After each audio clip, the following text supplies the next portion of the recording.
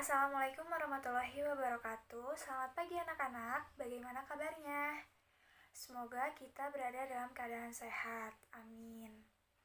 Di pertemuan kali ini, kita akan membahas mengenai kriminalitas sebagai masalah sosial. Kita bahas pengertian kriminalitas ya. Apa sih yang dimaksud dengan kriminalitas itu?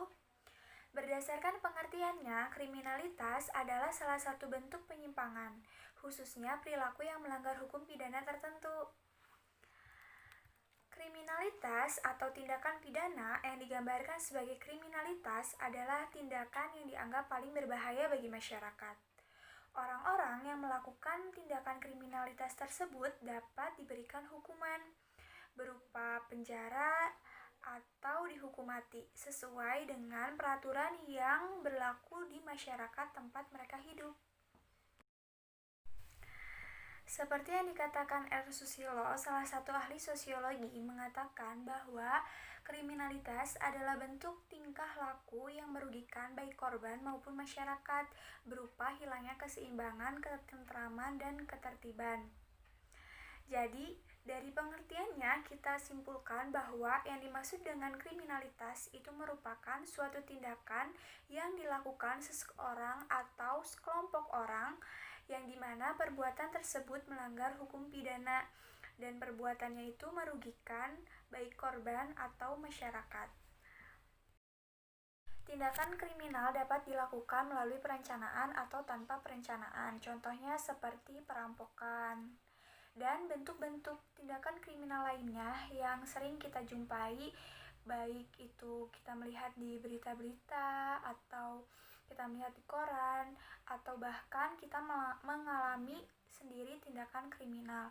Adapun tindakan kriminalitas terdiri dari pembunuhan, perampokan, penculikan, penipuan, dan pencurian. Adapun tindakan kriminalitas lainnya seperti korupsi, intimidasi atau ancaman, dan penyalahgunaan obat-obatan. Nah, itulah beberapa bentuk tindakan kriminal yang terjadi di masyarakat. Setelah kita mengetahui bentuk-bentuk kriminalitas yang terjadi di masyarakat, maka selanjutnya yang akan kita bahas adalah faktor penyebab kriminalitas. Apa saja sih faktor penyebab kriminalitas? Di PowerPoint ada 5 faktor penyebab kriminalitas. Yang pertama adalah terjadinya perubahan sosial, ekonomi, dan politik. Yang kedua, pemerintah yang lemah dan korup sehingga mendorong orang mencari kesempatan untuk berbuat kejahatan.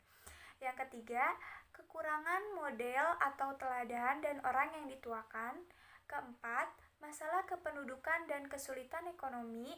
Kelima adalah pengembangan sikap mental yang keliru, misalnya ambisi yang berlebih untuk menaikkan status membuat seseorang melakukan suap. Salah satu faktor penyebab terjadinya kriminalitas adalah kesulitan ekonomi. Mengapa? Karena orang dengan latar belakang kesulitan ekonomi cenderung untuk melakukan tindakan kriminal. Hal ini dipengaruhi untuk memenuhi kebutuhan mereka sehari-hari. Karena mereka tidak bisa memenuhi kebutuhan ekonominya sehari-hari yang disebabkan karena penghasilan yang rendah atau tidak sama sekali memiliki penghasilan, maka mereka melakukan tindakan kriminal seperti pencurian, perampokan. Hasil dari pencurian dan perampokan tersebut sebagai bentuk untuk memenuhi kebutuhan mereka. Seperti halnya contoh yang ada di PowerPoint. Di dalam PowerPoint ada salah satu berita dengan judul Kriminalitas Meningkat Karena Pelemahan Ekonomi. Seperti yang kita ketahui bahwa di saat pandemi seperti ini banyak masyarakat yang mengalami kesulitan ekonomi, khususnya adalah masyarakat menengah ke bawah. Meningkatnya angka kriminalitas belakangan ini erat kaitannya dengan melemahnya sistem ekonomi di Indonesia. Banyaknya kejahatan jalanan atau yang biasa disebut dengan blue collar crime memang erat kaitannya dengan masyarakat kelas bawah. Apalagi pelemahan ekonomi saat ini juga sangat dirasakan oleh masyarakat menengah ke bawah. Masyarakat bawah yang tidak sanggup menghadapi pelonjakan harga, apalagi ditambah dengan PHK di mana-mana, membuat keadaan mereka semakin terdesak. Keadaan terdesak inilah yang kemudian membuat mereka punya nyali untuk melakukan tindakan pidana, seperti halnya pencurian, perampokan, pemerasan, dan juga pengedaran obat-obatan terlarang atau narkoba. Hal ini dilakukan oleh mereka semata-mata adalah untuk memenuhi kebutuhan hidup mereka. Karena mereka tidak memiliki penghasilan yang lebih atau tidak memiliki pekerjaan, maka jalan yang mereka tempuh adalah melakukan tindakan kriminalitas sebagai jalan pintas untuk mendapatkan penghasilannya. Baik anak-anak, sejauh ini sudah mengerti ya apa yang dimaksud dengan kriminalitas? Apa bentuk-bentuk tindakan kriminalitas yang terjadi di masyarakat? Dan apa saja sih faktor penyebab terjadinya kriminalitas? Semoga kalian paham ya sejauh ini. Selanjutnya, Ibu akan menjelaskan mengenai teori munculnya kriminalitas. Berdasarkan teori munculnya kriminalitas, ada dua ahli sosiologi yang mengukakan.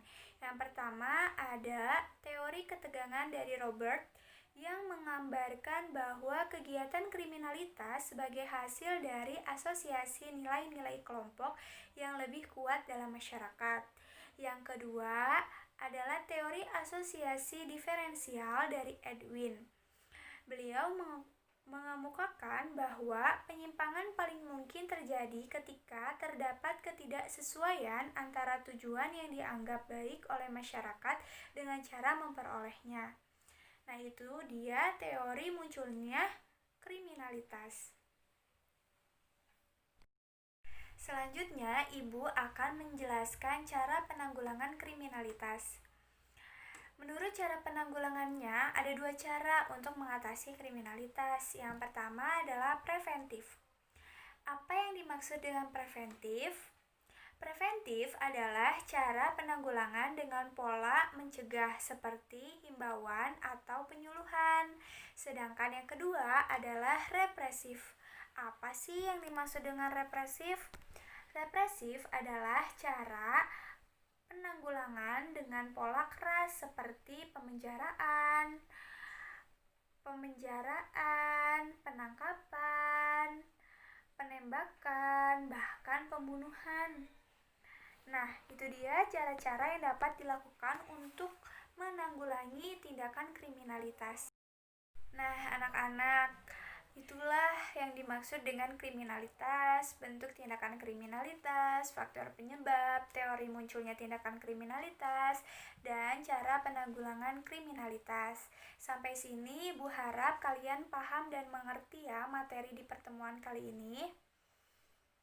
Apabila ada yang ingin kalian tanyakan, kalian bisa langsung hubungi Ibu dan langsung tanyakan di sana ya. Kalian bisa hubungi Ibu melalui WhatsApp atau kirim email Ibu. Kirim pertanyaan kalian ke email Ibu.